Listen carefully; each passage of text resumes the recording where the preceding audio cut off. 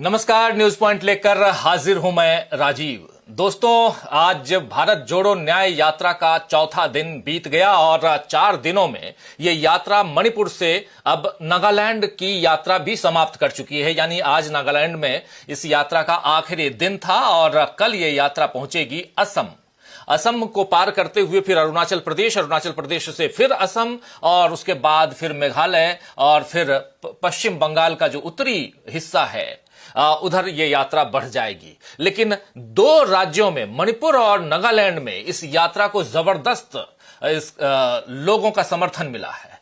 और जैसा राहुल गांधी को भी उम्मीद नहीं थी, बार बार राहुल गांधी ये बात कहते हैं कि मुझे भी उम्मीद नहीं थी कि यहां के लोगों का इतना समर्थन मिलेगा। यानी जन समर्थन जबरदस्त राहुल के समर्थन में लोग सड़कों पे दिखाई देते हैं। जब राहुल गांधी की बस, चूंकि वो बस से जा रहे हैं और जहां जहां जो कस्बा है, कस्बे में लोग बाहर निकल के बच्चों के साथ, बूढ़ों के साथ सड़कों के किनारे नजर आते हैं और वहां राहुल गांधी खुद ब खुद बस को रुकवाते हैं, नीचे उतरते हैं, लोगों से मिलते हैं। बहुत सारे विजुअल आप देख भी रहे हैं अभी स्क्रीन पे, और लोगों से मिलते हैं। और लोग वहां के परिधान को, चाहे वो मणिपुरी परिधान हो, चाहे वो नगा परिधान हो, इन परिधानों को पहन के लोग आ रहे हैं। राहुल गांधी का भी स्वागत उसी परिधान में कर रहे हैं। ये सारी चीजें हम लगातार पिछले 4 दिनों से देख रहे हैं। राहुल गांधी समय समय पर भाषण देते हैं। आज भी उन्होंने नागालैंड में, जब हम कोहिमा से आगे बढ़े थे तो वहां भी उन्होंने भाषण दिया और सुबह सुबह का भाषण था उनका। और उस भाषण में भी उन्होंने बहुत सारी बातें कही। उन्होंने कहा कि आप नगा के लोग हैं, नागालैंड के लोग हैं, आप लोग अंग्रेजी समझते हैं,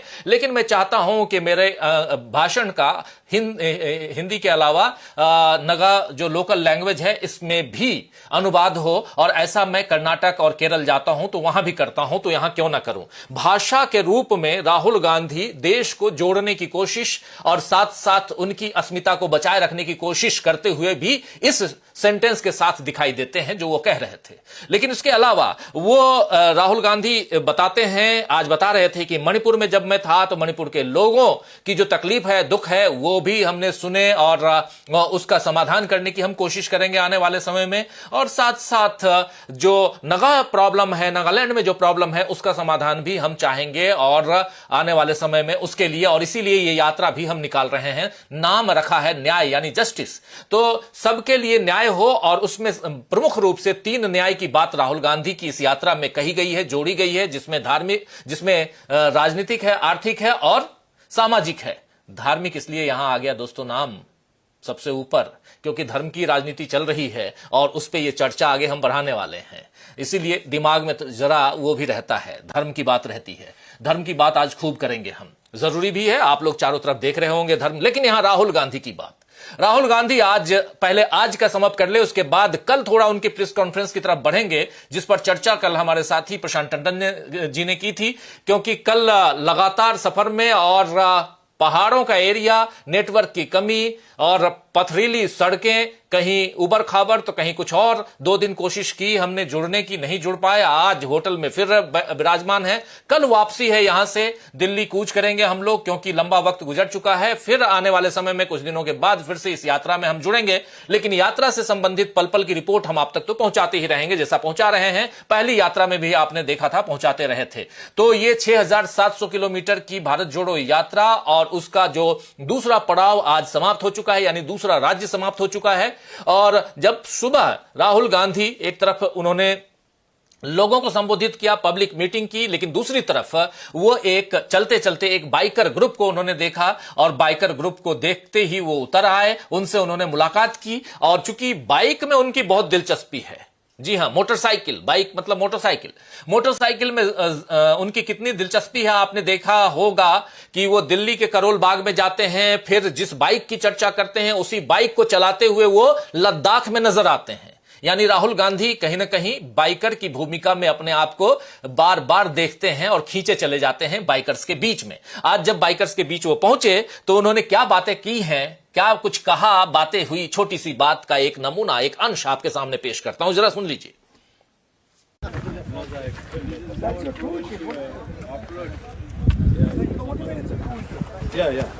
Everyone thinks it's off. So you made it to look like an exam. Yeah. I have a. So how do you open it? Just take this one and take it out. And what do you have inside? And Bunch of kids. and all that. You come and write here or come? No, I was thinking about that while you should have done this like that. We all. Level 2. You are writing your WR? No, I have the, not Yamaha, I have the ATM 390. Okay. So what happened to the other one, earlier one? No, that's Kannur. That's not mine. Oh, Kannur. You know Kannur? Yeah, of course. It was a WR 450.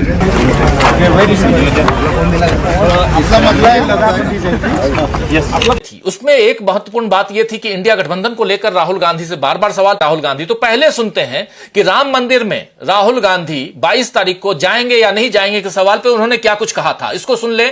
और उसके बाद धर्म की राजनीति, और यहां से आज की हमारी चर्चा शुरू होगी, क्योंकि धर्म की राजनीति में कैसे राहुल गांधी ने मोदी जी को धो दिया है, पछाड़ दिया है। इसलिए कह रहा हूं धो दिया है, पछाड़ दिया है। धोबी पछाड़ आप कहते हैं ना, जानते हैं, तो धोबी पछाड़ कैसे राहुल गांधी ने लगा दी है, ये आज चर्चा करेंगे।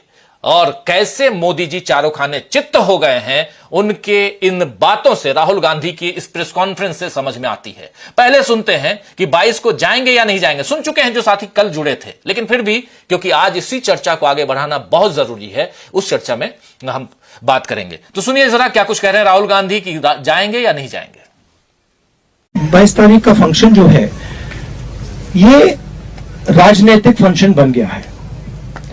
हिंदू धर्म के जो हमारे लीडर्स हैं, जो अथॉरिटीज हैं, उन्होंने कहा है कि वो नहीं जा पाएंगे क्योंकि ये राजनीतिक फंक्शन बन गया है। आरएसएस ने, बीजेपी ने 22 तारीख को एक चुनावी flavour, election flavour, political flavour दे दिया है। इसीलिए कांग्रेस प्रेसिडेंट ने इनकार किया वहां जाने का। जहां तक धर्म की बात है, हम सब धर्मों के साथ यह कहना चाहते हैं कि जो भी जाना चाहता है जा सकता है, कांग्रेस पार्टी से जा सकता है, but we cannot be party to a political function. It becomes very difficult for us when the Prime Minister of India and the RSS, our principal opponents, have captured a function and turned it into a election function. तो सुन रहे थे आप राहुल गांधी को साफ साफ यहां 22 तारीख को जाएंगे क्यों नहीं जाएंगे। और उन्होंने साफ साफ यह भी कहा है कि हमने किसी को नहीं कहा, हमारी पार्टी के लोग अगर जाना चाहें तो जा सकते हैं। लेकिन कैसे राजनीति हो रही है और 22 तारीख का जो ये पूरा का पूरा कार्यक्रम है, वो कैसे राजनीतिक चश्मे से इस कार्यक्रम को देखा जा रहा है, या इसका पूर्ण रूप से कैसे राजनीतिकरण इसका हो गया है, ये तमाम बातें यहां रख रहे थे राहुल गांधी। लेकिन इसके साथ साथ इसी राजनीति में धर्म का उल्लेख करते हुए राहुल गांधी ने क्या कुछ कहा है, उसको सुनना बहुत इंपॉर्टेंट है। और उसके बाद इस चर्चा में सीधे, माफी चाहूंगा कि थोड़ा लंबा हो गया है आज के इस कार्यक्रम का इंट्रोडक्शन, लेकिन जरूरी है कि कुछ कुछ बातों को, और यहां से देश की जो दिशा है दोस्तों, वो साफ साफ बदलते हुए दिखाई देती है। इसलिए भी जरूरी है कि इन तमाम चीजों को आपके सामने रखूं। जल्दी से सुन लेते हैं राहुल गांधी ने धर्म का जो राजनीतिकरण, और उसमें धर्म क्या कुछ हो रहा है, कैसे धर्म का पट्टा लगा लेने मात्र से आप धार्मिक व्यक्ति नहीं हो सकते हैं, सब कुछ यहां राहुल गांधी कह रहे हैं। सुनिए जरा। ये जो मेरी सोच है, जो सचमुच में धर्म को मानता है,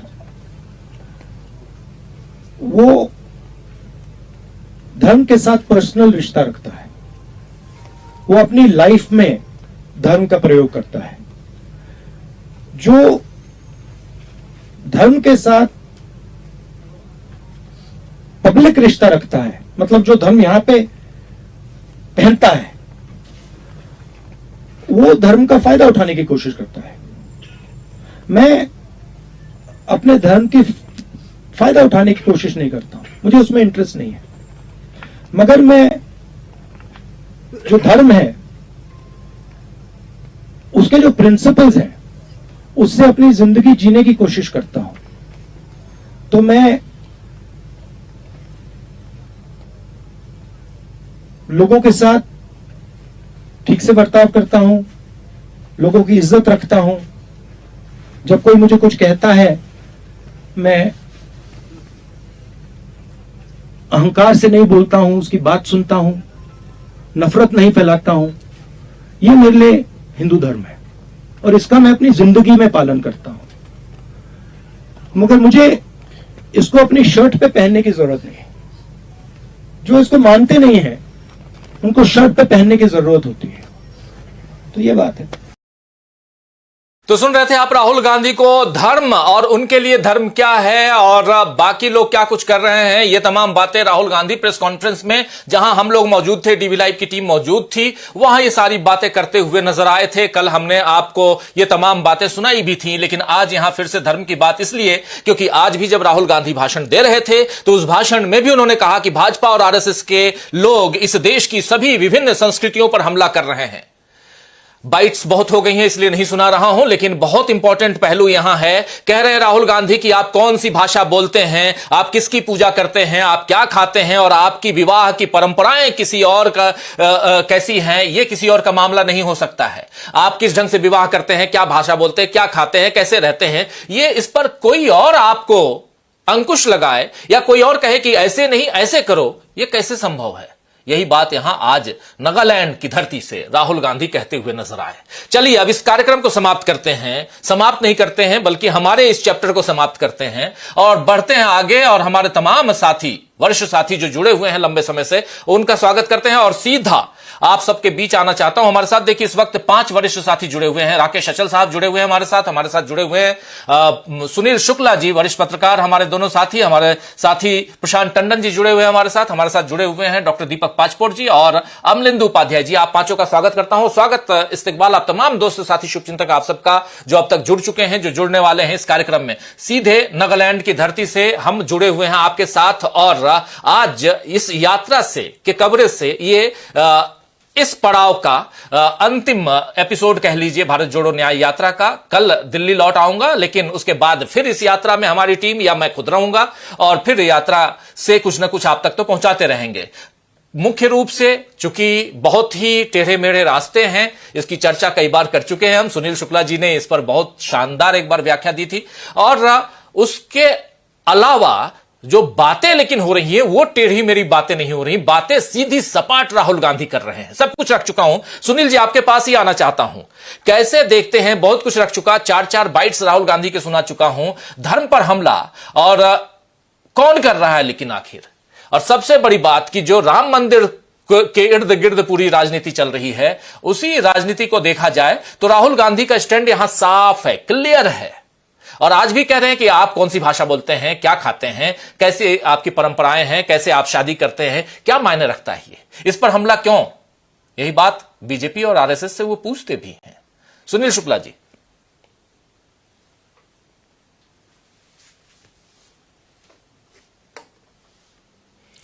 आवाज नहीं आ रही सुनील जी की। अनम्यूट कर लीजिए। हेलो, आवाज नहीं। अनम्यूट कर लीजिए सुनील जी, शायद आवाज नहीं आ रही है।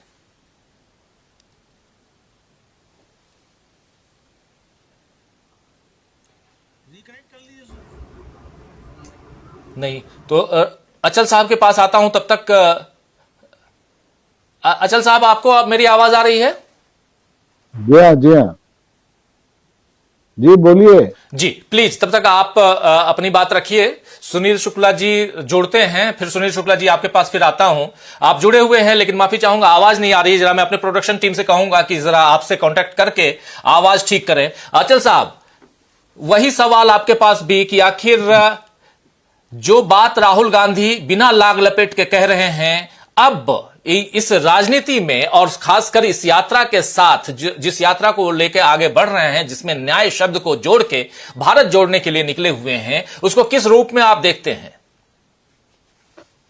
धन्यवाद राजीव जी। देखिए, ये भारत जोड़ो यात्रा, न्याय यात्रा जिस समय निकल रही है, ये बड़ा महत्वपूर्ण समय है, क्योंकि अभी 4 दिन बाद ही जिस विषय को लेकर के यात्रा निकल रही है उसको लेकर के अयोध्या में एक बहुत बड़ा जलसा होने वाला है और धर्म से जोड़ करके ही इसको एक राजनीतिक दल जलसे के रूप में कर रहा है। सारा कुछ उस पर केंद्रित कर दिया गया है कि अगर आप वहां हैं तो आप धर्म प्रेमी हैं, अगर आप वहां नहीं हैं तो आप धर्मद्रोही हैं, अधर्मी हैं, तब हम सभी बातें। लेकिन मुझे लगता है कि आजादी के 76 साल बाद अगर हमें इस तरह के सवालों से जूझना पड़े, ये बड़ा दुर्भाग्यपूर्ण है। और ये स्थितियां एक दिन में नहीं बनी है, पिछले 30-40 साल में और खास तौर पर इस दशक में जिसमें कि भारतीय जनता पार्टी सत्ता में रही है, इन सवालों को उसने और ज्यादा उग्र किया है। देश में धर्म के बारे में कोई बात शुरू से ही करने की जरूरत इसलिए नहीं थी कि जब हम आजाद हुए तो धर्म के आधार पर नहीं हुए, हम मनुष्यता और मूल्यों के लिए आजाद हुए। धर्म के आधार पर जिन्होंने आजादी मांगी थी वो हमारे पड़ोस में रहते हैं, तो हमें तो धर्म पे बात ही नहीं करना थी। हमने तो सारे धर्मों को, रामचरितमानस में भी जिस तरह से कहा गया है कि आप अपने अपने धर्म का पालन अपने अपने ढंग से करें, आचरण पर किसी की कहीं रोक उस समय भी नहीं थी। लेकिन ये जो नया धर्म है जो नागपुर से शुरू होता है, हिंदू धर्म, वहां से इसकी व्याख्या होती है, उस धर्म में आपका खान पान, आपके कपड़े, आपका रहन सहन, आपके रीति रिवाज सब प्रश्न चिन्हों के घेरे में लग जाते हैं। और इसी वजह से आज ये स्थितियां बनी है कि कांग्रेस जैसी बड़ी पार्टी को पूर्व से लेकर पश्चिम तक, उत्तर से लेकर दक्षिण तक लोगों को ये बात समझानी पड़ रही है।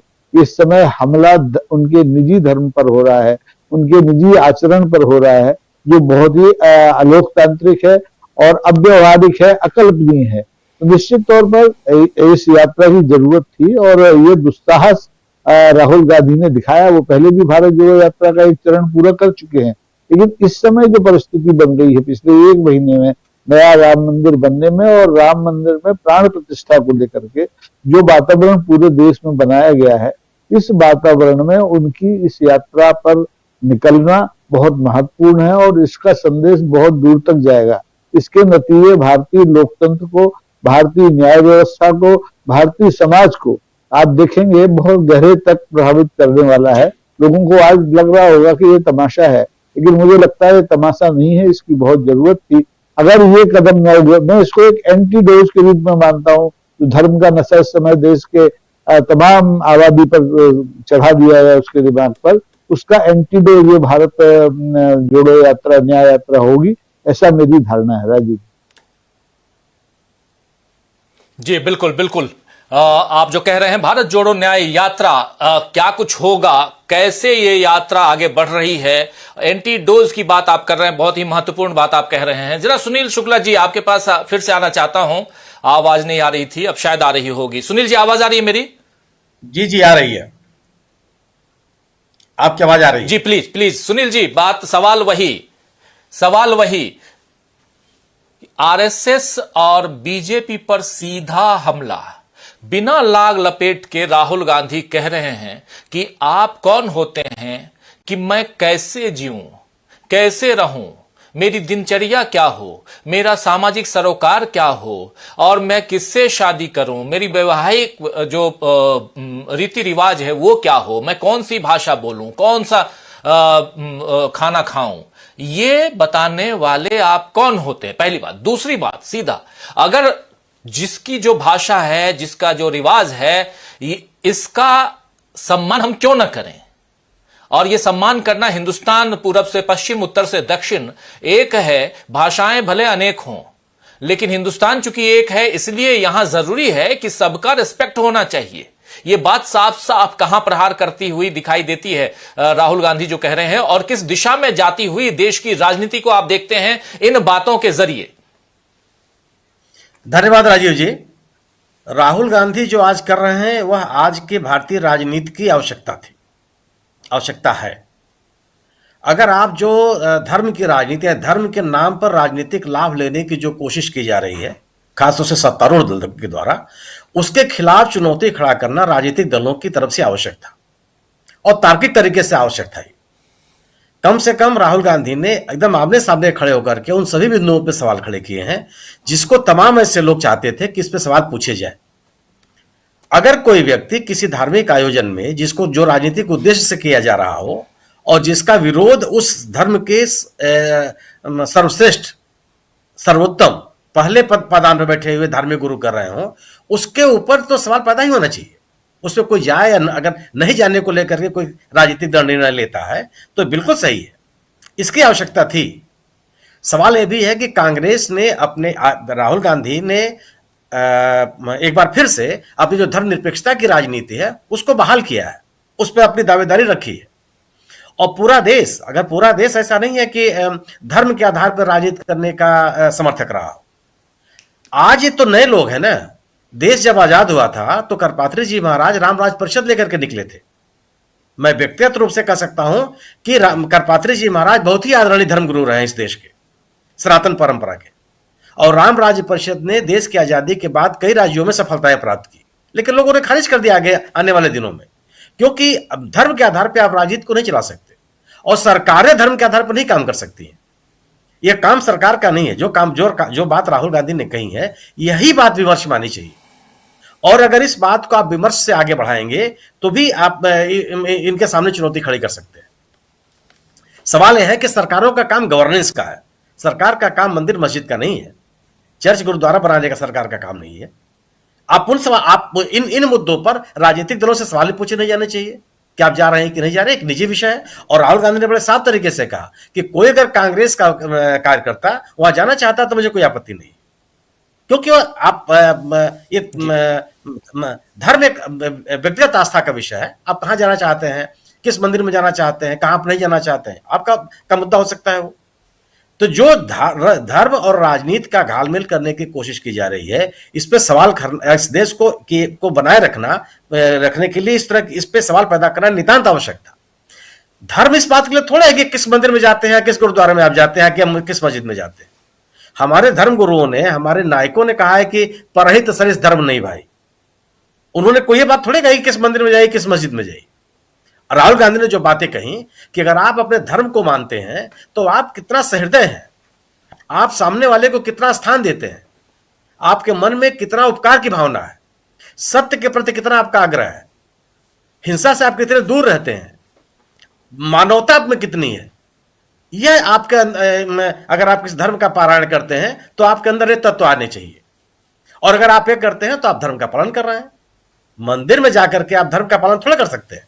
और अगर आप अखंडी होते चले जाते हैं, अगर आप जो मानवीय मूल्य हैं उनके प्रति कोई आपका आग्रह नहीं होता, आप विद्वेष की बात करते हैं, एक दूसरे के प्रति टकराव की बात करते हैं, ये धर्म थोड़े है। धर्म को यह नहीं सिखाता। धर्म आपके आध्यात्मिक उन्नयन की बात करता है, धर्म आपके आत्मिक उन्नयन की बात करता है। धर्म आपको पाखंड की बात नहीं करता कि आप कहिए कुछ कीजिए कुछ। धर्म हमको मेरे मूल्यों की बात करता है। अगर आप मूल्यों को मानते हैं तो किसी जगह आपके जाने की आवश्यकता नहीं है। और मेरा अपना मानना है कि जिस तरह की राजनीति राहुल गांधी ने कर रहे हैं, लगातार कर राहुल गांधी ने अपने आप को अलग नहीं किया।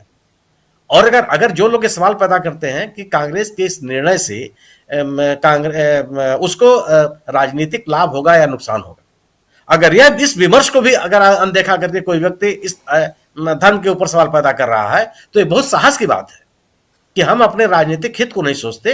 देश, समाज और हमारा जो समुदाय है यह महत्वपूर्ण है, उसको हमको एक साथ रखने की आवश्यकता है।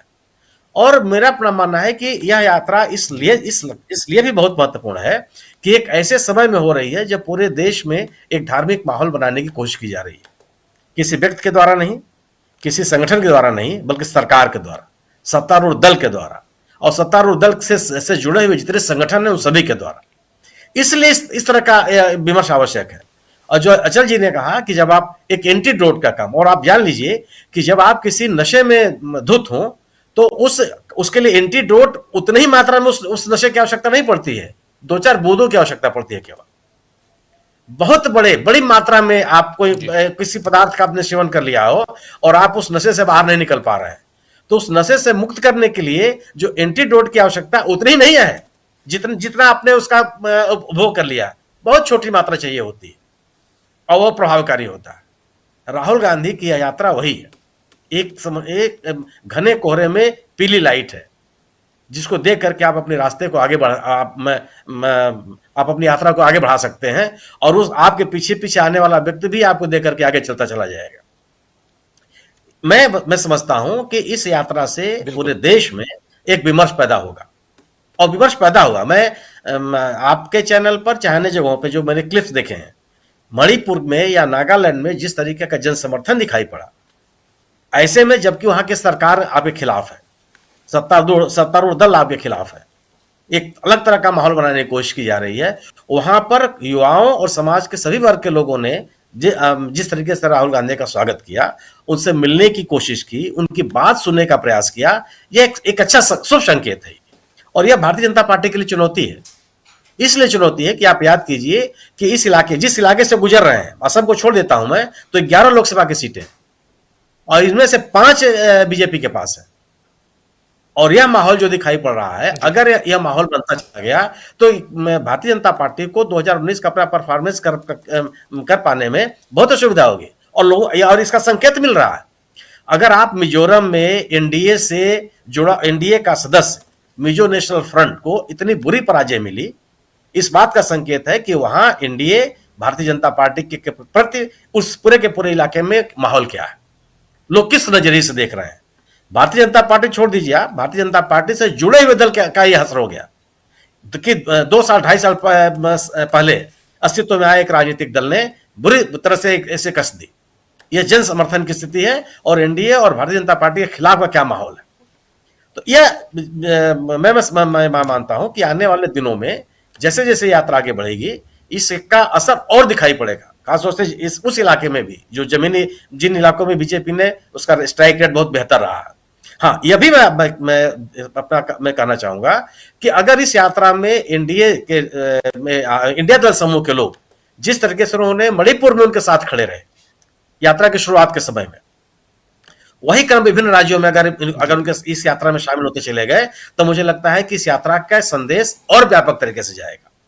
जी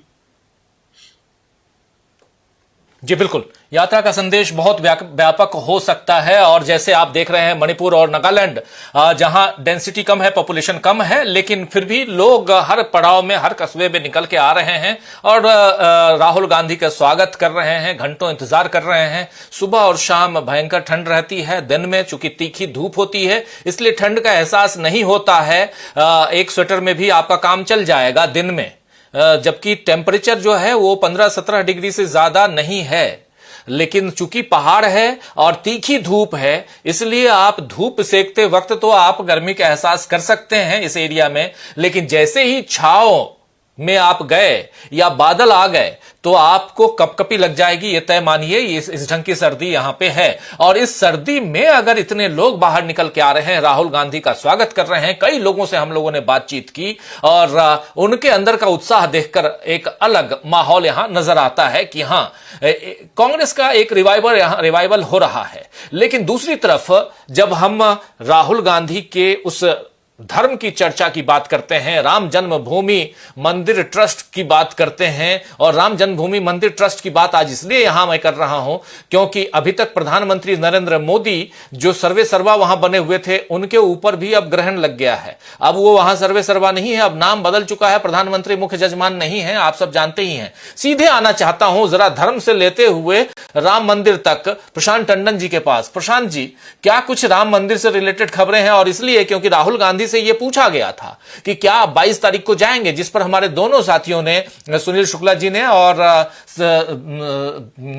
राकेश अचल साहब ने अपनी अपनी बात रखी है। जरा आपसे सुनना चाहता हूं, समझना चाहता हूं कि अब यहां से क्या कुछ देखते हैं। क्या प्रधानमंत्री नरेंद्र मोदी यहां से बैकफुट पे राम मंदिर उद्घाटन में भी बैकफुट पे आ चुके हैं, और दूसरी तरफ राहुल गांधी तो धर्म के नाम पर अच्छी धुलाई कर ही रहे हैं? कैसे देखा जाए? राजीव जी, दोनों घटनाएं, जो राहुल गांधी की भारत जोड़ो नया यात्रा है और जो अयोध्या में 22 तारीख को हो रहा है, दोनों राजनीतिक हैं। और इनका मैं राजनीतिक पहलू पे ही जो है चर्चा करूंगा कि उनका राजनीतिक गिव एंड टेक क्या होने जा रहा है। देखिए, मोदी साहब का जो केंद्र में रहता है वो कैमरा और इवेंट मैनेजमेंट, कैमरों के सामने इवेंट मैनेजमेंट होता है। नमीबिया से चीते लाए गए थे, याद होगा आपको। जब हम आपसे बात कर रहे हैं तो नमीबिया से लाए गए 10वें चीते ने दम तोड़ दिया है। कैमरों के सामने बड़ा बड़ा इवेंट हुआ, और इवेंट के बाद वो क्या होता है वो हम सब जानते हैं। और यही देखिए, इवेंट मैनेजमेंट का जो फेलियर है वो हमको अयोध्या में दिखाई दे रहा है। कि बड़ी जोर शोर से अयोध्या में मोदी केंद्र में रखकर सब कुछ तैयारी हुई, लेकिन कहीं कुछ कमी रह गई। कमी क्या रह गई? परामर्श की कमी रह गई। बातचीत नहीं होती, जो संवाद नहीं है, जैसे कृषि कानूनों में हुआ, बिल्कुल वैसे ही अयोध्या में हुआ। और न्यूज पॉइंट मेरे ख्याल से पहला प्रोग्राम है कि हम लोगों ने पिछले सप्ताह ही ये कह दिया था कि अयोध्या का 22 तारीख के प्रोग्राम का स्वरूप नहीं होगा जैसा प्रचारित हो रहा है। और अब ये कन्फर्म हो गई है बात कि 22 तारीख को प्रधान यजमान जो है वो राम जन्मभूमि ट्रस्ट के अनिल मिश्र और उनकी पत्नी है, नरेंद्र मोदी नहीं है। ये बात अब वहां के पुजारी साहब ने कह दी, जो राम मंदिर के पुजारी, उन्होंने कह दिया। तो वो जो सिंगोल में हम लोगों ने देखा इवेंट कि नरेंद्र मोदी पूजा अर्चना के बीच में बैठे हुए थे, अयोध्या में वो नहीं होगा। हालांकि कैमरे उन्हीं को दिखाएंगे, लेकिन ये दर्शाता है कि बीजेपी, आरएसएस और नरेंद्र मोदी भयंकर दबाव में आ गए जब शंकराचार्यों ने इसका विरोध किया। और आप देखिए, याद कीजिए कि शंकराचार्यों के विरोध के ही आसपास या उसके पहले कांग्रेस पार्टी ने अपना रुख साफ कर दिया था। हम यहां से अब राजनीति की बात करते हैं। याद कीजिए कि राजीव गांधी ने अयोध्या से ही राम मंदिर अयोध्या से अपना प्रचार शुरू किया था 89, और ये कहकर कि हम राम राज्य लाएंगे। हालांकि बाद में उन्होंने राम राज्य की व्याख्या की थी कि वो राम राज्य कांग्रेस की विचारधारा के अनुरूप होगा, लेकिन उस मुहिम से कांग्रेस को नुकसान हुआ। कांग्रेस का परंपरागत वोट बैंक जो है कांग्रेस से छिटक गया।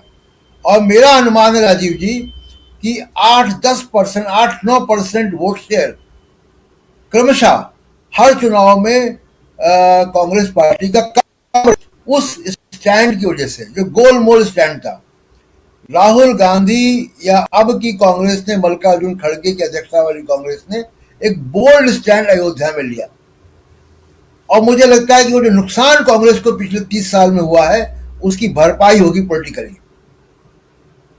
जो बहुत से वर्ग कांग्रेस के साथ छोड़कर चले गए थे वो वापस आएंगे, और इन एवरेज 8-9% कांग्रेस के वोट शेयर में देश भर में वृद्धि होगी। अब मैं बात करता हूं नॉर्थ ईस्ट की। नॉर्थ ईस्ट में देखिए, असम को मिलाकर 25 सीटें हैं।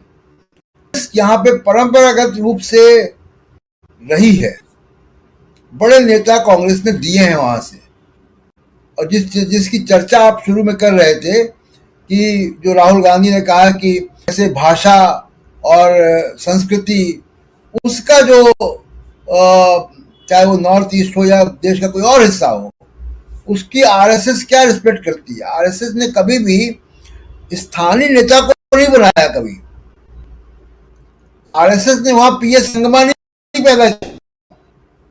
आरएसएस ने हमेशा यहां से लोग भेजे, और यहां से लोग भेजकर वहां पे जो है वो आरएसएस की आइडियोलॉजी को आगे बढ़ाने का काम किया। कभी वहां के लोगों को आगे नहीं बढ़ाया।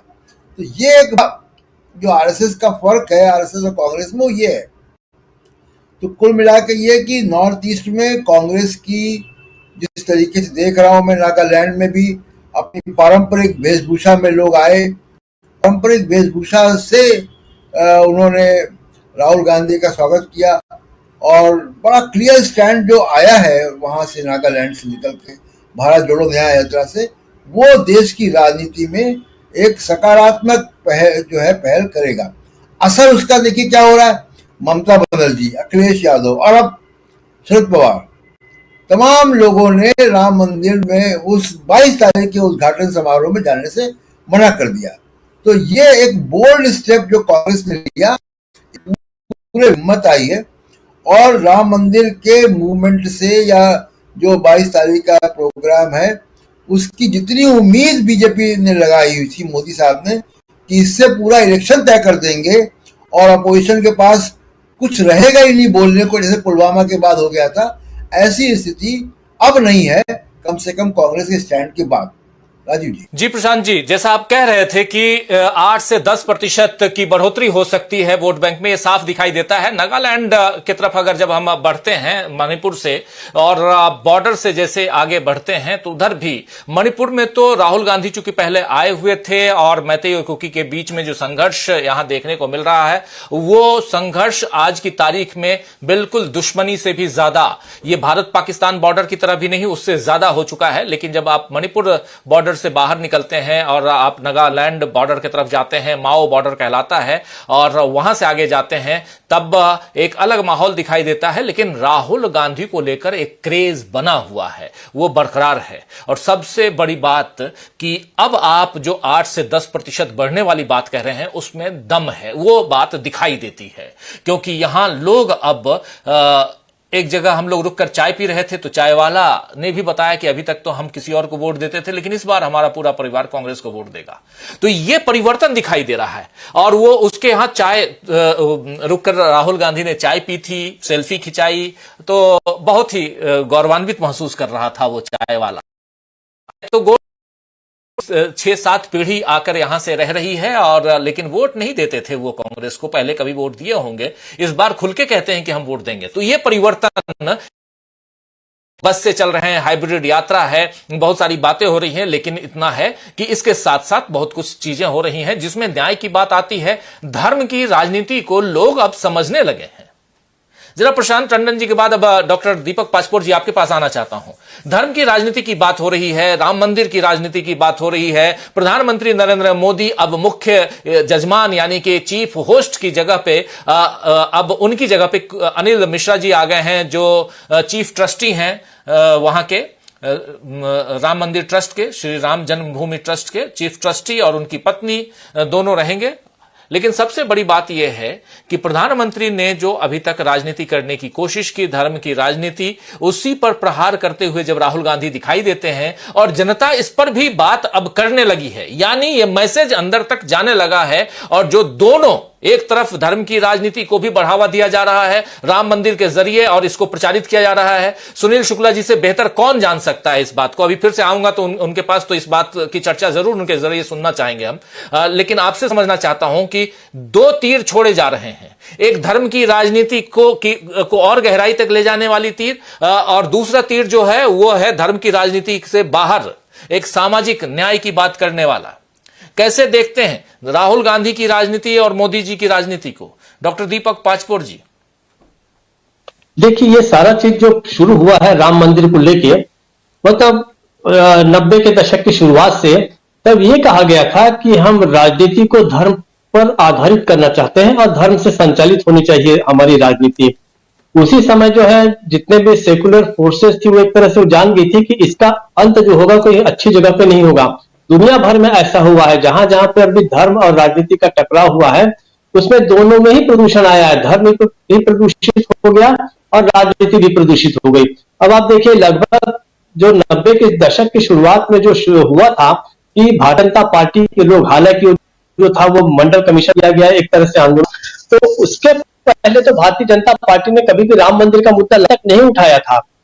आरएसएस ने कभी लंबे समय तक राम मंदिर का मुद्दा कभी भी नहीं उठाया था। ये सब बहुत बात की चीजें हैं और 89-90 के आसपास से इसकी शुरुआत हुई थी, जब राजनीति के लिए उन्हें एक सहारा चाहिए था। तो हुआ यह था कि उन्होंने कहा कि राजनीति जो है वो धर्म से संचालित होनी चाहिए, मध्य युग की तरह। लेकिन देखिए, उसका परिणाम आज ये हुआ कि आज जो है धर्म जो है वो राजनीति से संचालित हो रहा है। बिल्कुल स्थिति पलट गई है। तो न तो धर्म अपने शुद्धतम रूप में रह गया है और न ही राजनीति अपने शुद्धतम रूप में रह गई है। जिस तरीके से दोनों को अलग अलग भी किया जाता तो कहीं स्थिति बेहतर होगी, ये धीरे धीरे अब लोग जो है वो समझने लग गए हैं। मोदी जी के बहुत सारे जो इवेंट्स होते हैं वो लोगों के ध्यान में तो आ रहे हैं, लेकिन उनका समर्थन करने वाले भी लगभग वही लोग हैं जो इसी तरह के सेटअप से, इस तरीके के सेटअप से, डिजाइन से ही फायदा उठाने वाले लोग हैं। चाहे वो भारतीय जनता पार्टी के बात हो, वे चुपचाप देख रहे हैं। आप बहुत सारे नेताओं को देखिए भारतीय जनता पार्टी के, इसमें बहुत ज्यादा दखल नहीं दे रहे हैं। वो अपनी बात नहीं कह रहे कि क्या ठीक है और क्या गलत है। यहां तक कि शंकराचार्य को भी ट्रोल किया जा रहा है। आज शंकराचार्य को भी अलग थलग पड़ते जा रहे हैं। तो उसका कारण यही है कि जैसे मैंने कल की भी चर्चा में कहा था कि हिंदू धर्म के 2 प्रकार के तरीके हो गए हैं, दो हिस्से हो गए हैं। एक तो है जो संगठित हिंदू धर्म है, जिसे संगठित करने की कोशिश आज से लगभग 1200 साल पहले शंकराचार्य ने की थी। 4 कोनों में 4 मठ बनाए उन्होंने, और ये कहा था कि जब जब हिंदू धर्म का कोई भी बड़ा महत्वपूर्ण मसला होगा तो चारों शंकराचार्य मिलेंगे और चारों शंकराचार्य जो है अपना ओपिनियन देंगे और पूरे भारत का है एक तरह से वो मार्गदर्शन करेंगे। दूसरा है असंगठित तरीके का एक हिंदू धर्म हो गया, जिसको जो गणेश को दूध भी पिलाता है, जो कोरोना को भगाने के लिए ताली थाली बजाने के लिए भी तैयार हो जाता है, जो यहां तक कि अपने आकाओं के इशारे पर खुद शंकराचार्य को कह रहा है कि उनको ट्रोल कर रहा है। अभी आप अगर सोशल मीडिया पे जाए तो शंकराचार्य के बारे में जैसी जैसी बातें कही जा रही हैं तो आश्चर्य होगा कि क्या ये हिंदू धर्म के लोग हैं जो अपने ही सबसे बड़े धर्म गुरुओं को इस तरीके से अपमानित कर रहे हैं। अभी एक बड़ा सवाल पूछा जा रहा है कि जब राम मंदिर का आंदोलन हुआ तो ये शंकराचार्य कहां थे। फिर पूछा जा रहा है कि इन शंकराचार्यों ने इतने सालों तक हिंदू धर्म के लिए क्या किया। मतलब इनकी हिंदू धर्म को लेके जो समझ है इस तरीके से कुंद कर दी गई है कि आप जो जिसको हम बोलते हैं कि फंडामेंटल जो एक समझ है हिंदू धर्म को लेके, उसको पूरा का पूरा खत्म कर दिया गया है। अभी आप ये सोचिए कि जिस भारत के लिए कहा जाता है कि हिंदू लोगों का देश है, और है भी बहुसंख्यक लोग यहाँ हिंदू हैं, उसी के सबसे बड़े जो धर्म गुरु हैं उन्हीं के ऊपर हमले करने के लिए पूरी की पूरी लाखों की संख्या में ट्रोल आर्मी तैयार हो गई है। शंकराचार्य के बारे में जिस तरीके से अपमानित करने वाली चीजें हैं वो कही जा रही है, लेकिन ये एक शंकराचार्य का जो अपमान हुआ है, और शंकराचार्य अभी मुक्तेश्वरानंद जी ने जो कहा, तो उससे एक तरह से राजनीतिक दलों को भी जो विरोध में है भारतीय जनता पार्टी के, या इसके राम मंदिर को इवेंट बनाने के विरोध में है, उनको भी एक तरह से बल तो मिला है। अब असली बात यह है कि इसका सहारा लेके इन्हें बाकी लोगों को समझाना चाहिए कि जो राम मंदिर बन रहा है इसका धर्म से कुछ लेना देना नहीं है। राम मंदिर पहले भी सैकड़ों की संख्या में पूरे हिंदुस्तान में है, और जिस समय राम मंदिर की जगह पर बाबरी मस्जिद थी तो उसके कारण राम जो है भारत से कोई वाइप आउट नहीं हो गए। एक तरह से क्या लोगों ने कभी नहीं भुलाया राम को। हर साल जो होता है दीपावली मनाई जाती है, दशहरा मनाया जाता है, ऐसा कौन सा त्योहार है जो राम मंदिर के न होने से इस देश में नहीं मनाया जाता था। सब कुछ मनाया जाता है। हर साल रामनवमी आप देखिए कैसे मनाई जाती है, ये सैकड़ों सालों से चला रहा है। तो लोगों को समझाने की जरूरत है, जो अब लोगों को अपने आप समझ में आ रही है। ये शायद सीधे सीधे बात कही जाती तो समझ में नहीं आना था, लेकिन अब वो जो देख रहे हैं कि राम मंदिर का फायदा किस तरीके से मोदी जी अपने लिए उठा रहे हैं, और अब बात बहुत स्पष्ट हो गई कि इसका संबंध धर्म से बिल्कुल नहीं है, इसका संबंध केवल राजनीति से है, और 2024 के चुनाव का ही ये एक इवेंट है। ये बात धीरे धीरे समझ में आ रही है। दूसरी तरफ मैं राहुल गांधी की तारीफ करूंगा कि राहुल गांधी ने जिस स्पष्टता से धर्म की सरलतम व्याख्या की है, ये सारे दुनिया में जितने भी धार्मिक लोग हुए हैं इन्होंने यही व्याख्या दी है कि आप अपने धर्म का पालन कीजिए। मैं आपको एक छोटा सा किस्सा बताता हूं राजीव जी। अल्बर्ट आइंस्टाइन, उनके मन में एक बार प्रश्न आया कि मनुष्य का धर्म क्या है। उन्होंने बहुत सारे अलग अलग जो संगठित धर्म थे उन लोगों से बात की, यहूदी धर्म गुरुओं से बात की, ईसाइयों से बात की, यहां तक कहा जाता है कि उन्होंने बौद्धों से भी बात की कि मनुष्य का आखिर धर्म क्या है। कोई भी उनको जवाब संतोषजनक ढंग से नहीं दे रहा था। लेकिन जब वो अपने ही देश इजराइल गए, जब इजराइल का निर्माण हो गया तो वहां पर उन्हें एक कबीले के छोटे से धर्मगुरु मिले। उस कबीले का नाम इस वक्त मैं भूल रहा हूं, लेकिन पता चल जाएगा। एक वहां का कबीला है जिसमें बहुत थोड़े से लोग हैं। उनको पूछा गया कि बताइए कि मनुष्य का धर्म क्या है, तो उन्होंने कहा जो पृथ्वी का धर्म है वही मनुष्य का भी धर्म है। मतलब सहन करना होगा आपको। अभी आप देखिए ये बात अभी राहुल गांधी के मुंह से नहीं कही जा रही, लेकिन राहुल गांधी क्या कर रहे हैं, ये वही कर रहे हैं जो पृथ्वी अपना धर्म निभा रही है, वो वहन कर रही है। आपको वहन करना है, आपको सहन करना है। यही हिंदू धर्म भी यही कहता था कि आपको धर्म जो है वो आपको थोपना नहीं है, बल्कि आपको वहन करना है, आपको सहन करना है। तो इस तरीके से जो है राहुल गांधी के सामने की जो स्पष्टता है वो देश के सामने आने की जरूरत है। लेकिन मुझे ऐसा लगता है कि जिस तरीके से अपने हाथ में राम मंदिर का सारा मसला लेके प्रधानमंत्री मोदी जी जो आगे बढ़े हैं, इसका पर्दाफाश बहुत जल्दी होगा। लोग इस बात को समझ रहे हैं कि इसका संबंध कोई धर्म से नहीं है, धर्म को और विकृत किया जा रहा है। इसलिए लोगों के लिए बहुत जरूरी है कि वो धर्म को जाने, इसलिए बहुत जरूरी है कि राजनीति को समझें। और ये राम मंदिर का उद्देश्य क्या है कि आधे अधूरे राम मंदिर का अगर उद्घाटन हो रहा है, बहुत जल्दबाजी में हो रहा है। अब तो ये सवाल भी पूछने लग गए कि भाई रामनवमी तक क्यों नहीं रुक सकते थे आप, इसका मतलब ये है कि सीधी सीधी सी बात है कि आप इसका लाभ उठाना चाहते हैं, तो आप कितना लाभ उठा पाएंगे?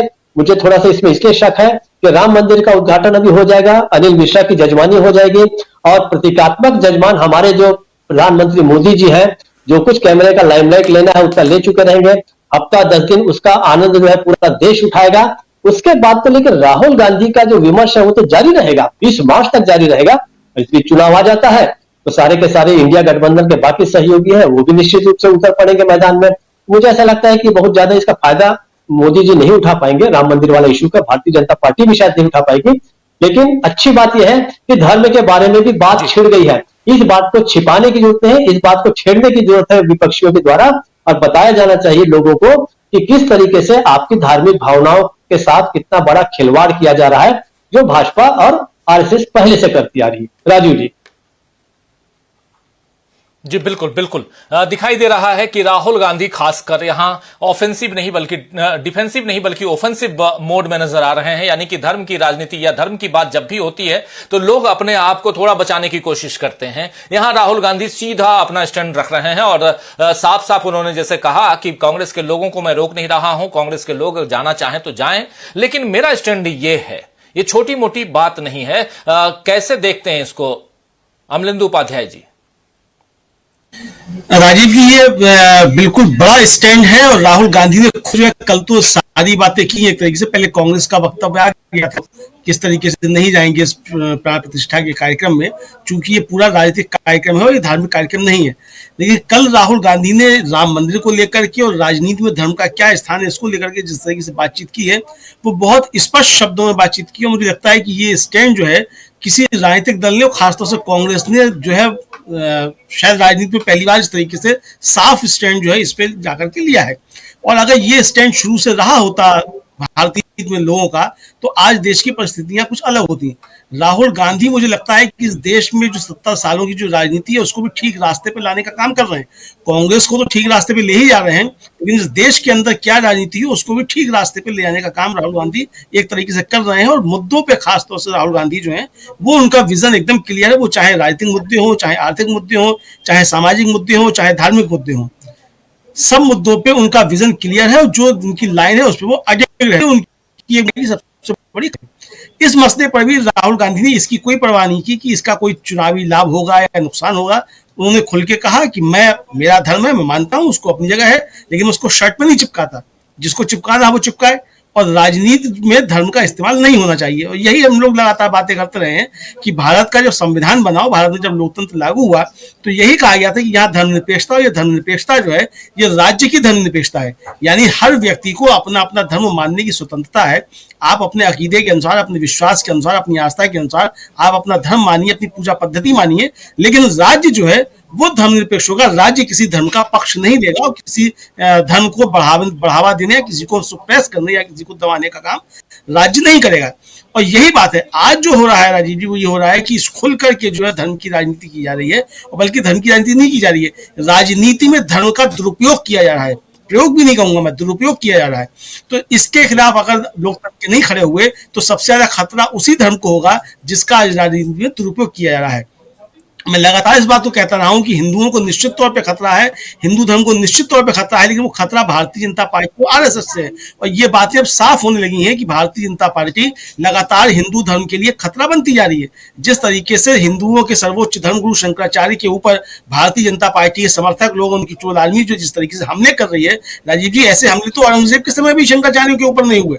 जिस तरीके की भारतीय जनता पार्टी के समर्थक लोग इस तरीके से कर रहे हैं, मतलब काल नहीं तक जो शंकराचार्य को कहा जा रहा है, मुझे लगता है कि इस पे हिंदुओं का खून खोलना चाहिए था, जो कि नहीं खोल रहा है। तो कुल मिलाकर के भारतीय जनता पार्टी की जो कार्यस्तानियां हैं ये भारतीय जनता पार्टी को लाभ पहुंचाया, क्या पहुंचाया वो तो अलग की बात है, लेकिन हिंदू धर्म को ये जबरदस्त तरीके से नुकसान पहुंचा रही है। और राहुल गांधी ने भी इसी की तरफ जो बात रेखांकित की कि धर्म जो है मेरा व्यक्तिगत मसला है, सबका व्यक्तिगत मसला है, किसको कब जाना है, कहाँ जाना वो जाएगा। अब राहुल गांधी की और कांग्रेस की ये बात स्पष्ट करने के बाद मुझे लगता है कि जो एनटीआर के बाकी दल थे उनके अंदर भी एक साहस आया, एक हिम्मत की बात आई। और आज जिस तरीके से शरद पवार जी का बयान आया है, उन्होंने भी कहा है कि मैं जाऊंगा जब मेरी श्रद्धा होगी, लेकिन मैं अधूरे मंदिर में नहीं जाऊंगा अधूरे प्राप्त करने के लिए। ममता बनर्जी का भी बयान आ गया है कि 22 जनवरी को जगह जगह वो कार्यक्रम करेंगी। और जो मार्क्सवादी कम्युनिस्ट पार्टी है, कल उसने ट्वीट किया कि वहां मेदिनीपुर जिले में टीएमसी की कोई नेता है, उन्होंने वहां एक राम मंदिर का उद्घाटन किया, तो और वहां जो है वो कार्यक्रम हुआ।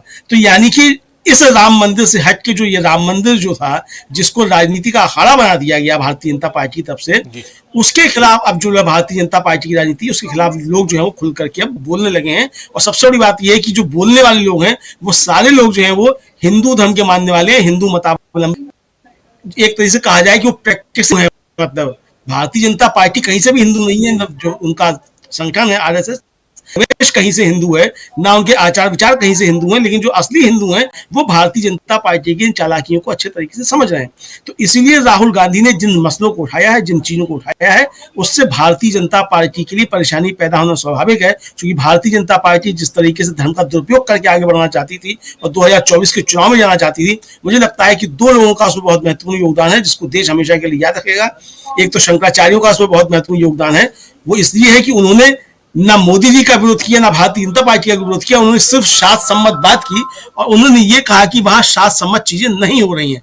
यानी कि उन्होंने जो हिंदू धर्म की चीजें थी उसको सीधे सीधे उन्होंने उठाया और उसी पे भारतीय जनता पार्टी हमलावर हुई और इस हमलावर होने की वजह से भारतीय जनता पार्टी आज बैकफुट पे पहुंच गई है इस मसले को लेकर के। यानी वो जो फायदा उठाना चाहते थे उसका वो फायदा उठाने की स्थिति में आज किसी भी हाल में नहीं है। और लोगों के बीच ये बात जा रही है कि भारतीय जनता पार्टी जो हिंदू धर्म के मानक है उनका पालन क्यों नहीं कर रही है, अधूरे मंदिर में प्राण प्रतिष्ठा क्यों की जा रही है। जाहिर सी बात है कि ये सब कुछ जो है वो चुनावी लाभ के लिए किया जा रहा था और वो चुनावी लाभ मिलता हुआ दिखाई नहीं पड़ रहा है। राजीव तो जी अमलेंदु जी, बिल्कुल आप सही कह रहे थे। और बात धर्म की राजनीति और उसके इर्द गिर्द कैसे गुजर रही है, और इस राजनीति में कहीं ना कहीं राहुल गांधी अग्रेसन के साथ बहुत ही एक अलग स्टैंड में नजर आ रहे हैं। वो स्टैंड क्या है इस पर भी हम चर्चा करेंगे, लेकिन जब राम मंदिर की बात हो रही हो और उत्तर प्रदेश से हमारे साथी सुनील शुक्ला जी हमारे साथ हों, तो ये लाभ, ये फायदा हमको उठाना चाहिए कि वहां क्या कुछ चल रहा है और वहां के लोगों के क्या विचार हैं और इसका इस देश की राजनीति पे क्या असर पड़ने वाला है।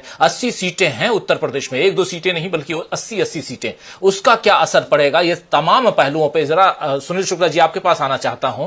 कैसे देखते हैं आप, पूरी निगाहें बीजेपी की 80 सीटों पे हैं या देश के 543 सीटों पे 80 सीट तो उसमें महत्वपूर्ण है ही, और अगर राम मंदिर में सब कुछ जैसा मोदी जी चाह रहे हैं वैसे ही हो रहा है और उसमें सियासत भी उसी हिसाब से चल रही है, तो क्या आने वाले समय में यह माना जाए कि बीजेपी को इस उद्घाटन से, राम मंदिर बनने से बहुत फायदा होने वाला आने वाले समय में?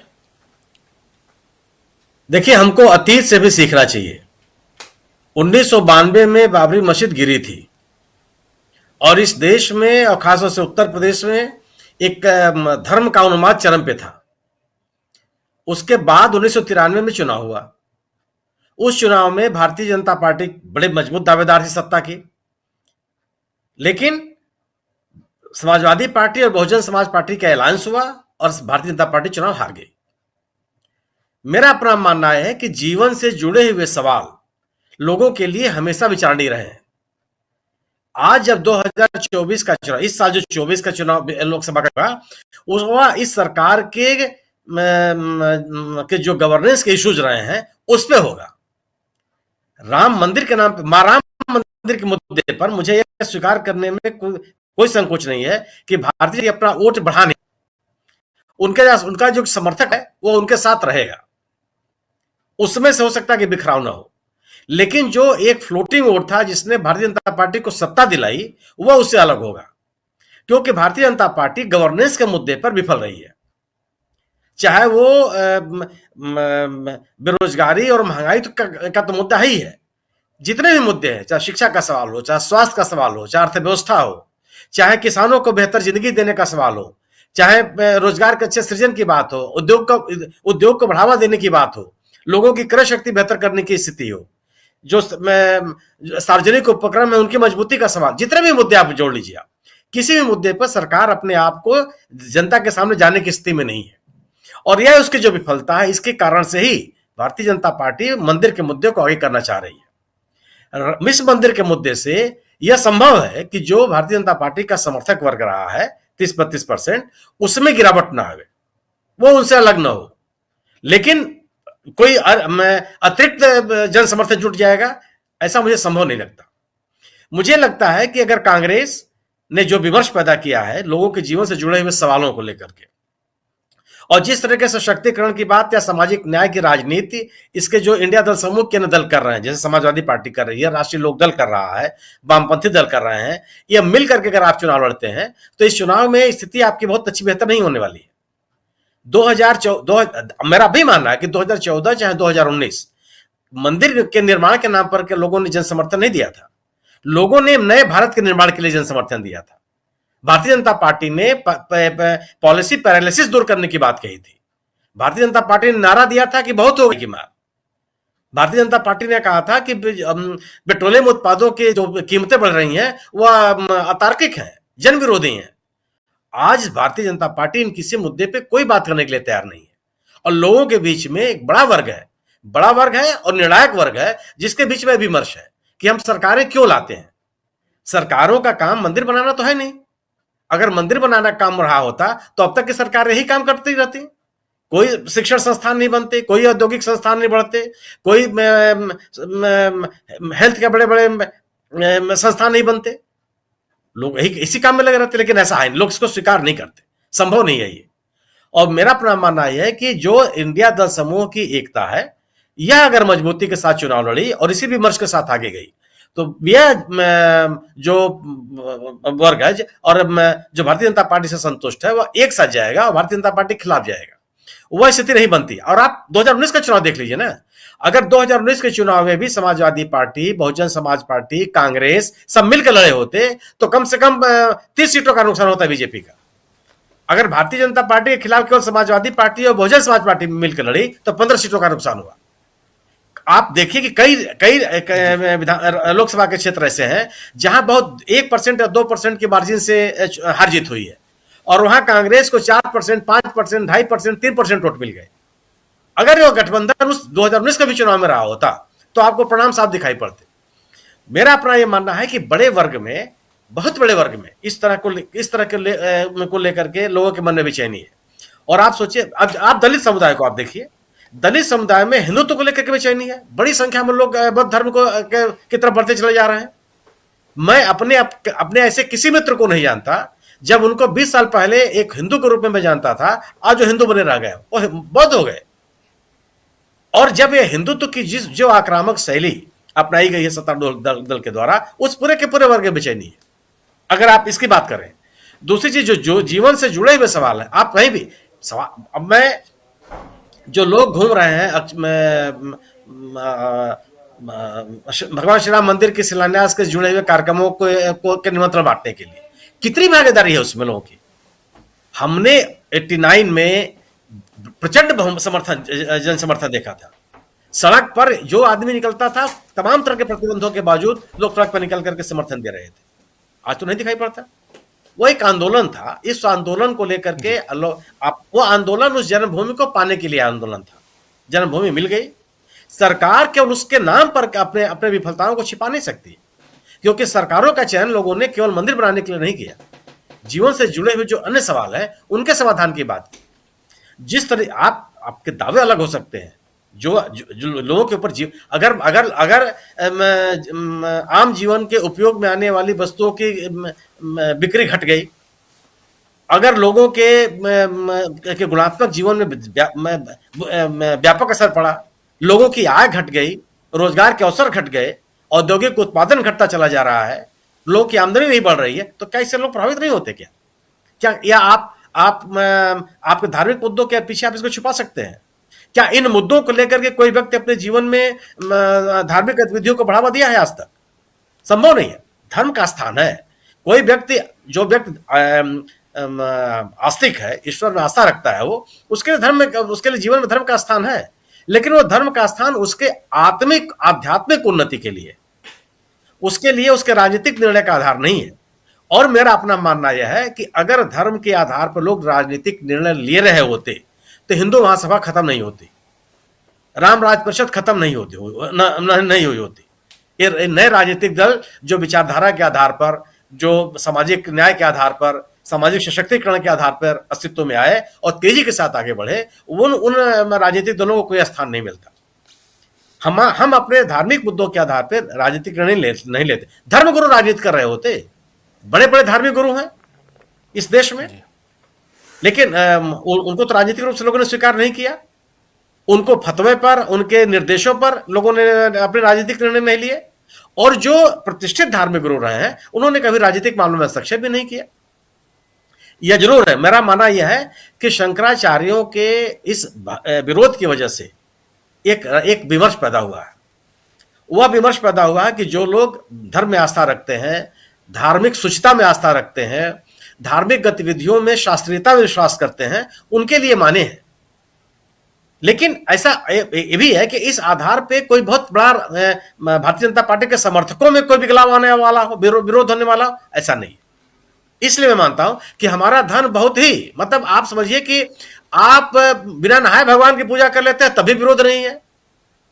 आप भगवान के सामने खड़े हो जाते हैं, मंदिर के सामने जूता होता पहने हुए भगवान को प्रणाम कर लेते हैं तभी कोई विरोध नहीं करता, कह रहे आप क्या कर रहे हैं ये। आप मंदिर नहीं जाते हैं तभी समाज में स्वीकार हो जाते हैं। शास्त्रीयता या जो धार्मिक अनुष्ठान है वो हमको बांधते नहीं, यही हमारा उदारवाद रहा है। लेकिन इसके बिना पर जो आप एक माहौल बनाने का प्रयास कर रहे थे, सबको समेटने की कोशिश कर रहे थे, उसमें एक रुकावट पैदा हो गई।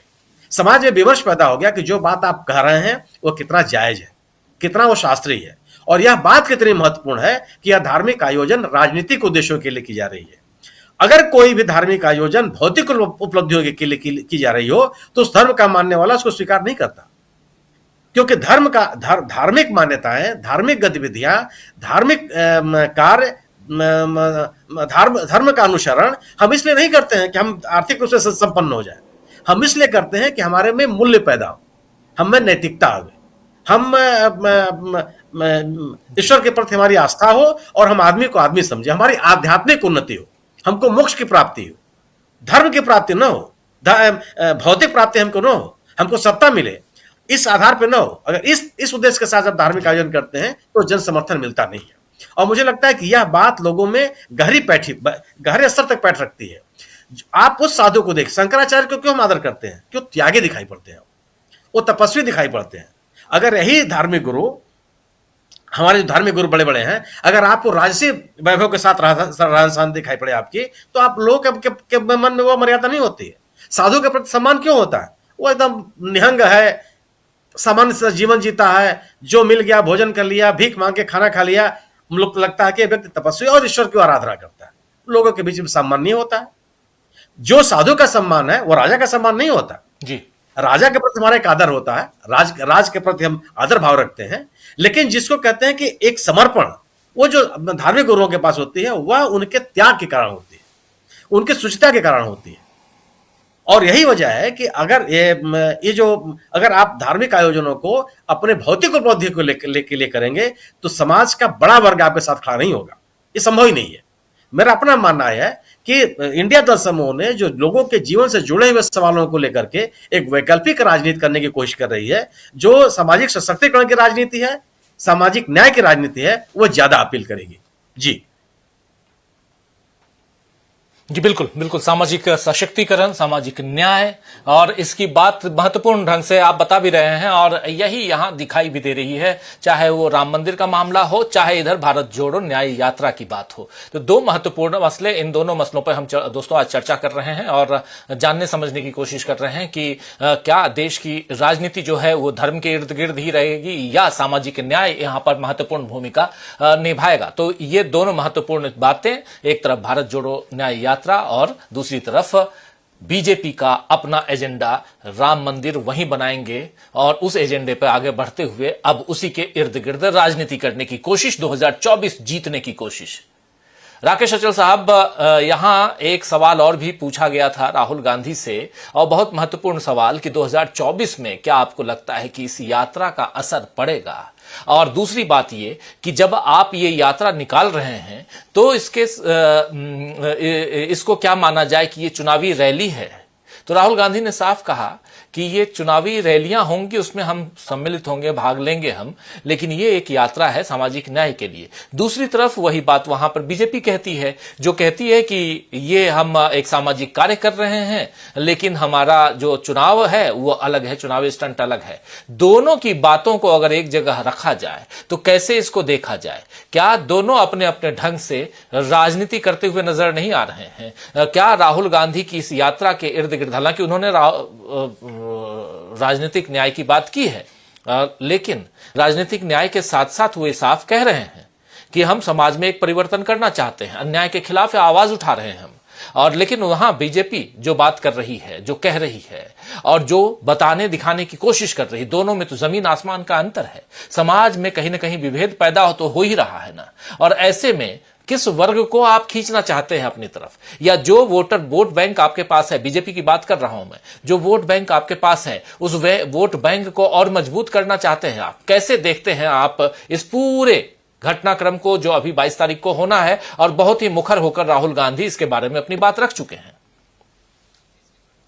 राजीव जी, देखिए, जो मौजूदा मुद्दे हैं, चाहे वो धार्मिक ये न्याय यात्रा का हो, चाहे 22 जनवरी के प्राण प्रतिष्ठा समारोह को, इसको अगर आपको समझना है तो इसके लिए आज के हिंदुस्तान के तमाम सारे अखबारों में 2 विज्ञापन छपे हैं। एक विज्ञापन छपा है वो उड़ीसा सरकार का है, जय जगन्नाथ परिक्रमा यात्रा। ये अगर आप दिखा सके तो ये इसमें पूरे विज्ञापन में किसी नेता का, किसी मुख्यमंत्री का फोटो नहीं है। और एक दूसरा विज्ञापन छपा है वो भारतीय जनता पार्टी की मध्य प्रदेश सरकार का है, इसमें मंदिर भी है और मुख्यमंत्री हैं और प्रधानमंत्री भी हैं। तो इस तरह के विज्ञापनों को देख करके आप तय कर सकते हैं कि कौन पार्टी किस ध्येय से धर्म का इस्तेमाल करती है। उड़ीसा में बीजू जनता दल की सरकार पिछले 20 साल से है। वहां पर ये जो पुरी का जगन्नाथ मंदिर है, दुनिया का बहुत प्रसिद्ध मंदिर है, इसके नाम पर कभी सरकार ने राजनीति नहीं की, जबकि ये इतना बड़ा प्रोजेक्ट है। राम मंदिर के प्रोजेक्ट से थोड़ा सा छोटा है, बाकी उतना ही पैसा इसमें खर्च हो रहा है। किसी मुख्यमंत्री का फोटो नहीं दिखाई दिया। लेकिन हमारे यहाँ भारतीय जनता पार्टी की जहां जहां सरकारें हैं, चाहे केंद्र में हो चाहे डबल इंजन की सरकारें हों, वो जब भी धर्म का काम करती हैं तो धर्म में राम जी के तस्वीर से बड़ी तस्वीर, बड़े कटआउट हमारे मुख्यमंत्री और प्रधानमंत्रियों के लगते हैं। इससे जाहिर है कि वो धर्म का इस्तेमाल राजनीति के लाभ के लिए कर रहे हैं, और वो भी बेशर्मी के साथ कर रहे हैं। राहुल गांधी ने अपनी न्याय यात्रा में कोई धार्मिक चिन्ह नहीं लगा के चल रहे हैं, वो अपने साथ में अपना पार्टी का चुनाव चिन्ह लेके नहीं चल रहे हैं। यहाँ तो कमल का छाती पे पहले लगा रहता है, डाइस पे लगा रहता है, माइक पे लगा रहता है, जिसपे नेता बोलता है। तो आप देखेंगे कि दोनों की नीति और दोनों की नियति, दोनों की मंशा में बहुत फर्क है। हिंदुस्तान का कॉमन मैन, जिसको हम आम आदमी कहते हैं, ये आजादी के पहले से अल्लामा इकबाल की उस लाइन को रटे हुए है कि मजहब नहीं सिखाता आपस में बैर करना। लेकिन भारतीय जनता पार्टी क्योंकि आजादी के समय थी नहीं, 1980 में पैदा हुई, तो उसने शायद अल्लामा इकबाल की इस ध्रुव पंक्ति को पढ़ा नहीं, और उसने समझ लिया कि मजहब आपस में प्रेम करना नहीं सिखाता, मजहब आपस में टकराव करना सिखाता है। तो वो जो हमारे देश में 20 करोड़ दूसरे धर्म के लोग रह रहे हैं, उनको एक तरफ हाँकने की कोशिश में लगे हुए, और ये बड़ा दुर्भाग्यपूर्ण है। लेकिन जैसा कि अभी सुनील जी ने बहुत विस्तार से कहा, मैं आपको दावे के साथ कह सकता हूं कि 22 जनवरी का जो ज्वार है, ये आप देखेंगे कि भाटे की तरह 10 दिन के अंदर उतर जाएगा, और अगला आम चुनाव भारतीय जनता पार्टी इस मंदिर के मुद्दे पर, इस धर्म के मुद्दे पर नहीं लड़ पाएगी। उसको कोई दूसरा नया मुद्दा लेकर खोज के लेके आना पड़ेगा, क्योंकि भारतीय जनता जो है वो हिंदुस्तान की जनता ये समझती है कि धर्म क्या है, राजनीति क्या है, दोनों का भेद उसे मालूम है। थोड़ी देर के लिए भटकाव में आ जाती है, भावनात्मक उन्माद में आ जाती है, आवेश में आ जाती है, लेकिन जैसे ही जब हकीकत से वो रास्ता उसका होता है, तो आप देखेंगे कि वो अपना रास्ता पकड़ लेती है। इस देश में धर्म के आधार पर आजादी के बाद से कोई सरकार नहीं चुनी गई। सुनील जी ने बताया ना, 1992 में 6 दिसंबर को जब बाबरी मस्जिद गिरी, उसके तत्काल बाद 93 में क्या हुआ। तो यहाँ राजनीति का परिदृश्य और हमारे मतदाता की परिपक्वता दो अलग अलग बिंदु हैं। भारतीय जनता पार्टी लगातार गलती कर रही है। भारतीय जनता पार्टी में इतने बड़ा संगठन है, इतने कार्यकर्ता हैं, इतने अनुसांगिक संगठन है, अगर वो चाहे तो हिंदुस्तान की राजनीति को तब्दील कर सकती थी, सामाजिक न्याय से जुड़े मुद्दों को उठा करके उन पर काम करके। उसकी सरकारें रही, 10 साल उसको ये मौका मिला, लेकिन उसने ये मौका खो दिया। वो सिर्फ और सिर्फ धर्म को औजार बना करके काम करती थी, यहाँ तक कि उसने रामलला को नहीं छोड़ा। रामलला तो बच्चे हैं, बड़े राम मिल जाते अगर इनको तो भगवान जाने ये क्या करते। तो आप देखेंगे कि जैसे जैसे भारत जोड़ो न्याय यात्रा आगे बढ़ेगी, राजनीति में हर दिन रंग बदलेंगे, हर दिन उसके फ्लेवर में चेंज आएगा, और आते आते जब ये समापन पर आएगी और इस बीच चुनाव की तारीखें घोषित नहीं हुई तो ये पूरा जो धर्म का ज्वार है ये उतर चुकेगा और तट पर भारतीय जनता पार्टी को सूखे शंख बजाने के लिए मिलेंगे। राजीव जी, बहुत बड़ी बात आप कह रहे हैं। और प्रशांत टंडन जी, मुझे याद आ रहा है कि आप ये बात पहले भी कहते रहे हैं, क्या आप भी इसको उसी हिसाब से आज भी देखते हैं जैसा राकेश अचल साहब देख रहे हैं, कह रहे हैं कि ये एक ज्वार है जो जल्दी भाटा में तब्दील हो जाएगा, यानी कि ये उतर जाएगा और अब बीजेपी को 10 दिन बाद या 15 दिन बाद रख लीजिए, महीने भर बाद रख लीजिए, कहीं ना कहीं राम मंदिर से अलग एक नए मुद्दे की तलाश करनी होगी। कैसे देखते हैं? Closing comment. जी राजीव जी, सुनील जी ने भी यही बात की है। तो ये कहा जा सकता है कि डीवी लाइव की जूरी इस बात को कह रही है कि राम मंदिर से बीजेपी चुनाव नहीं जा पाएगी, उनको मुद्दा तलाशना होगा। ये हम लोग पहले भी कह चुके हैं और इस राजनीतिक भविष्यवाणी पे हम कायम हैं कि बीजेपी को राम मंदिर के अलावा कुछ और मुद्दा ढूंढना पड़ेगा। बूमरैंग कर गया है। ये बूमरैंग क्यों कर गया, जरा इसको 1 मिनट में समझा भी देते हैं। देखिए, ये जो फैसला हुआ है कि प्रधानमंत्री मोदी यजमान नहीं होंगे और मंदिर राम जन्मभूमि ट्रस्ट के अनिल मिश्र और उनकी पत्नी उषा जी उसके यजमान होंगे, मुख्य यजमान होंगे, प्रधान यजमान होंगे मंदिर के, जो प्राण प्रतिष्ठा की पूजा अर्चना होगी उसके। ये मामूली फैसला नहीं है राजीव जी। नरेंद्र मोदी साहब ने इतनी आसानी से इसको नहीं मान लिया होगा।